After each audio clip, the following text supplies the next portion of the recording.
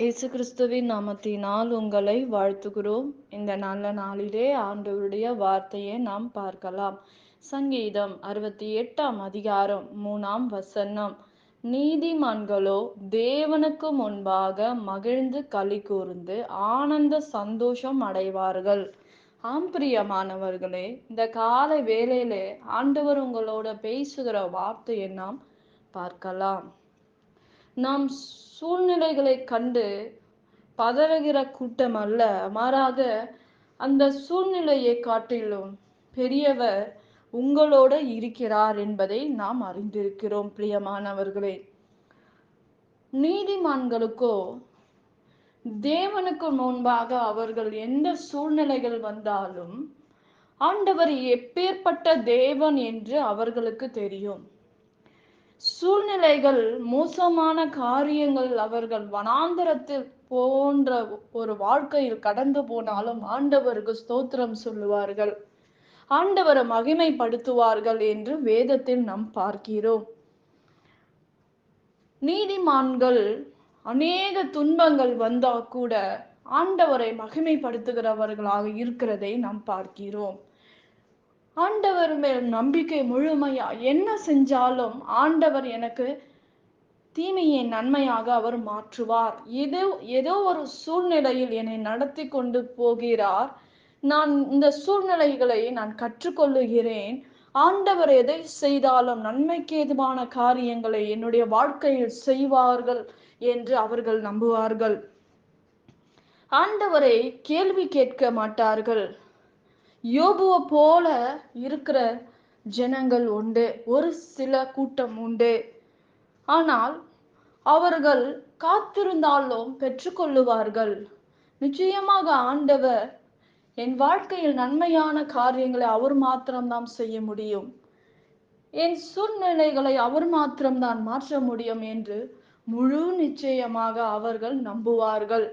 இன்றைக்கு அப்படிப்பட்ட காரியங்கள் நம்முடைய வாழ்க்கையில் இருக்கிறதா என்று நாம் பார்க்க வேண்டும். பிரியமானவர்களே, எந்த சூழ்நிலையில் கூட மனுஷன் என்னை கைவிட்டுடுவாங்க, எங்க ஏசப்பா என்னை கைவிட மாட்டார், எனக்கு எது நடந்தாலும் என்ன நடந்தாலும் எது வந்தாலும் நான் வெறுமையாக நின்றாலும் என் வாழ்க்கையை ஆண்டவர் அற்புதங்களை நாள் என்னை நிரப்புவார் என்று முழு நிச்சயத்தோடு நாம் இருக்க வேண்டும்.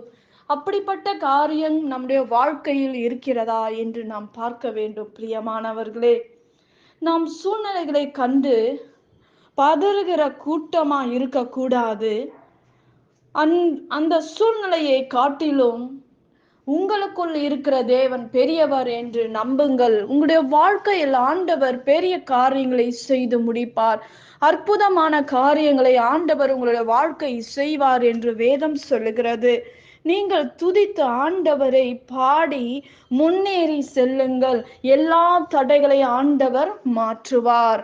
தாவீது ஒரே ஒரு ஆளாக நின்று எப்பேற்பட்ட தேவன் தன்னோடு இருக்கிறார் என்பதை அவர் அறிந்தார். வெற்றியாக தேவனை ஸ்தோத்தரித்து அவனை ஜெயித்தார். ஆகவே நீங்கள் எவ்வளவு பெரிய கோலியாத்துக்கு முன்பாக நின்றாலும் பதட்டப்படாதபடி, பிசாசுக்கு முன்பாக நீ நின்றாலும், போராட்டத்துக்கு முன்பாக நீங்கள் நின்றாலும், வியாதிக்கு முன்பாக நீ நின்றாலும், இஸ்ரவேல் நீங்கள் பயப்பட தேவையில்லை. இஸ்ரவேலே, நீ பாக்கியவான் என்று கர்த்தரால் ரட்சிக்கப்பட்ட ஜனமே, உனக்கு ஒப்பானவர் யார்? உனக்கு சகாயம் செய்கிற தேவன் ஒருவர் உண்டு. கேடகமும் உனக்கு மகிமையும் பொருத்திய பட்டயமும் அவரே. உங்கள் சத்துருக்கள் உனக்கு இச்சகம் பேசி அடங்குவார்கள். தேவ பிள்ளையே, அவர்கள் மேடுகளை மிதிப்பாய் என்று வேதம் சொல்லுகிறது தெளிவாக. பிரியமானவர்களே, இன்றைக்கு தாவீதோட தேவன் இருந்தார். நீதிமான்களோடு ஆண்டவர் இருந்தபடினால் இழந்து போன காரியங்களை யாக்கோப்பை போல நீங்கள் என்ன செய்ய வேண்டும்? இன்றைக்கு உங்கள் வாழ்க்கையில் யார் உங்களுக்கு உதவி செய்ய முடியும்? ஆண்டவராகிய இயேசு கிறிஸ்து மட்டும்தான் உங்களுக்கு ஜீவனை தர முடியும். உங்களுக்கு அற்புதங்களை செய்ய முடியும். கைவிடப்பட்டவருக்கு கர்த்தர் அடைக்கலமாக சகாயராக இருக்க முடியும். எல்லா சூழ்நிலைகளை மாற்ற முடியும். வானத்தின் பலகணிகளை உங்களுக்கு திறக்க முடியும். மனுஷனால் கூடாதது தேவனால் கூடும் என்று வேதம் சொல்லுகிறது. பிரியமானவர்களே, இன்றைக்கு உங்கள் சூழ்நிலைகளை மாற்றுகிறவர் யார்? உன் பிரச்சனைகளை மாற்றுகிறவர் யார்? இன்றைக்கு அநேகருடைய வாழ்க்கையில் எனக்கு யாரோ ஏதோ செஞ்சிட்டாங்க, எனக்கு இந்த பிரச்சனை இருக்கு, இவங்க இதை பண்ணிட்டு இருப்பாங்களா அப்படின்னு நிறைய பேருடைய வாழ்க்கையில் இப்படிப்பட்ட ஒரு கேள்விகள் நம்முடைய இருதயத்தில் காணப்படுகிறது. யாராவது என்னுடைய வாழ்க்கை இதை பண்ணிட்டாங்களா? உங்களுக்கு எது வேணா பண்ணட்டும், ஆனா அவைகள் ஒன்றும் என்னை தொடாது, என் குடும்பத்தை தொடாது, சத்ரு என்னை தொட முடியாது. ஏனென்றால் என்னை கர்த்தர் அக்கினியாக பாதுகாத்து கொள்ளுகிறார். அக்னி ஸ்தம்பமும் மேக ஸ்தம்பமும் எனக்கு முன்பாக, என் வீட்டுக்கு முன்பாக, என் வாழ்க்கைக்குள்ளாக கடந்து வருகிறது. ஆண்டவர் எனக்குள்ளாக இருக்கிறார். ஒரு மனிதனும் பிசாசோ பொல்லாத ஜனங்களோ என்னை தொட முடியாது என்ற விசுவாசம் உங்களுக்கு தேவை. விசுவாசமும் பயத்தையும் கொண்டு வருகிறது சாத்தான். நீங்கள் அவைகளுக்கு எதிர்த்து நில்லுங்கள், ஜெபியுங்கள். ஜெபம்தான் உங்களை பாதுகாக்கும், ஜெபம்தான் உங்கள் வாழ்க்கையை கட்டும் என்று வேதம் சொல்லுகிறது. பிரியமானவர்களே, இன்றைக்கு ஜெபம் இல்லாதபடி ஒரு வாழ்க்கையை நீ வாழ முடியாது. ஜெபம் இல்லாமல் நீ வாழ்ந்தாய், பிசாசு உங்களை தொட்டு விடுவான். ஒரு செடிக்கு ஒரு வேலி தேவை.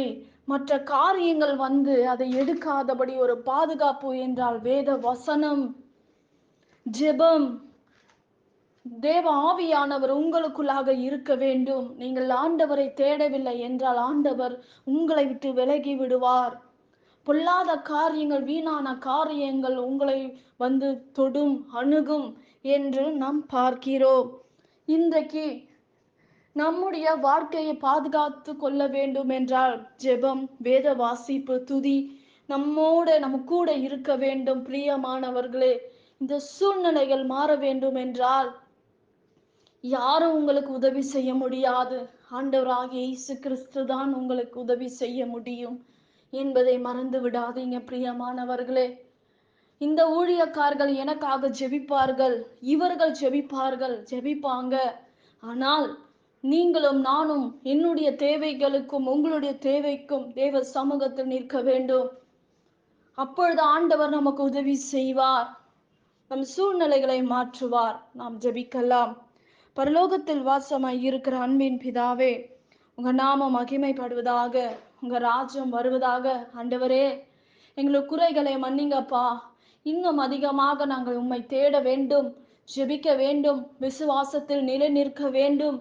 எந்த பொல்லாத பிசாசுகள் மயக்கத்தை கொண்டு வருகிற அந்தகார வல்லமைகளை, தடுமாற்றத்தை கொண்டு வருகிற பிசாசின் தந்திரங்களை இந்த நாளிலே உங்க நாமத்தினாலே நாங்கள் கட்டுகிறோம் ராஜா.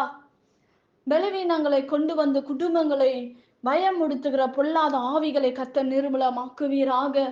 ஏசப்பா, சரீரத்துல சுகவீனத்தை கட்டளிடுவீராக, அற்புதங்களை செய்வீராக, இரத்தத்துல மூடுவீராக.